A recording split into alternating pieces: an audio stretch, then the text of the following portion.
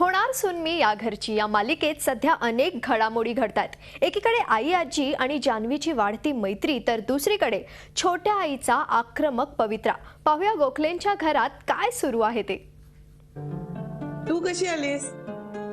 एक छोटंसं काम होतं माझं म्हणून आलेले। ओ आई आजी आणि जान्हवीची वाढती मैत्री पाहून श्री पुरता गोंधळून गेलाय।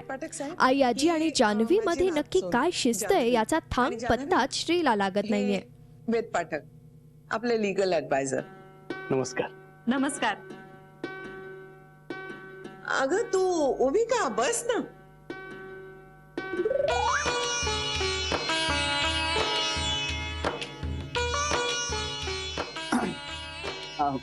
माझं एक महत्वाचं काम आहे माझ्या डेस्क पाशी।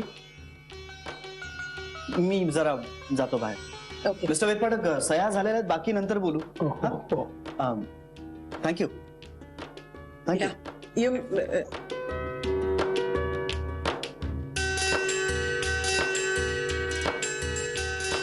आई आजी, बहुतेक माझी एक पिशवी राहिली आहे बाहेर, मी बघून येऊ?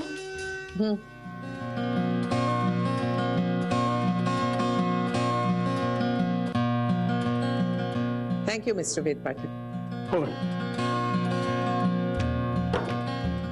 थँक्यू।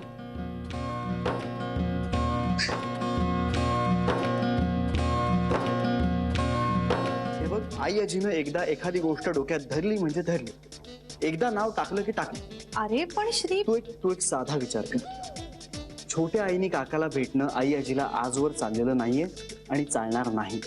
तसंच आपल्या बाबतीत तुझी गोष्ट वेगळी आहे श्री। वेगळी कशी? वेगळी कशी? आणि मी म्हणतो, विषयाची परीक्षा घ्यायची कशाला?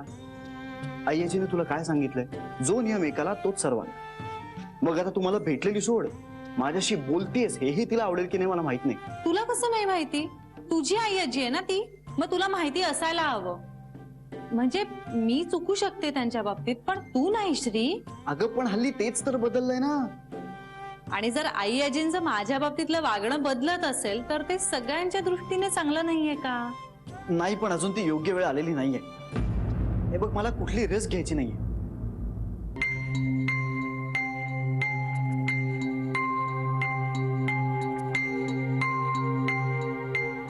तू आता शांत हो बघू। तू अशी रडत बसलीस तर तुला नक्की काय होते ते आम्हाला कसं कळणार? इंदुबाईनी तर दुसरीकडे छोट्या आईनं आई आजीच्या विरोधात आक्रमक पवित्रा घेतलाय। छोट्या आईचं हे बोलणं ऐकून साऱ्यांनाच धक्का बसलाय। सांग ना, काय होतंय? कसला त्रास करून घेतेस एवढा? त्रास नाही बहिणी, प्रश्न पडलेत मला। डोक्यात गोंधळ उडालाय नुसता। कसलीच उत्तरं मिळत नाहीये, कसलीच सुसंगती लागत नाहीये।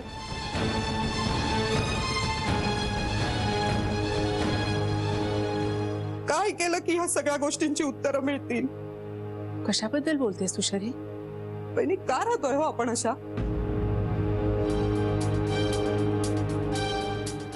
का या घरातले सगळे पुरुष घर सोडून निघून गेले?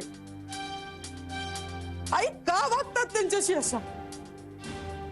तुला आईंचं वागणं चुकलंय असं वाटतंय का? शरी, अगं आई असं वागल्या म्हणून ते घर सोडून गेले, हे म्हणण्याला काय अर्थ आहे सांग? आईना तरी त्यांनी घर सोडून निघून जावं असं वाटलं असेल का? आईना त्यावेळी जे योग्य वाटलं तसं वागल्या त्या।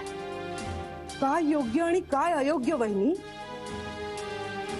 म्हणजे आई जे वागतात ते योग्य आणि घरातल्या पुरुष माणसांचं अयोग्य, असं कसं? नेहमीच असं कसं बहिणी? आणि मला मान्य आहे चुकली असतील, अहो पण माणसं होती ना ती। हे योग्य आहे, ते अयोग्य आहे असं करत बसण्यात आपल्या हाती काय लागलं? घरातली सगळी पुरुष माणसं घर सोडून निघून गेली आणि आपण अशाच मागे राहिलो। एक या अभिनंदन। अभिनंदन कशाबद्दल? तू कॉन्ट्रॅक्ट साइन केलंस ना, परमनंट झालास ना। चला, माझ्या संसाराची काळजी मिटली। बाय। एकूणच काय, तर मालिकेत अचानक घडलेल्या या घडामोडी काय वळण घेणार याचीच उत्सुकता आहे। Bureau report, Zee Media, Mumbai.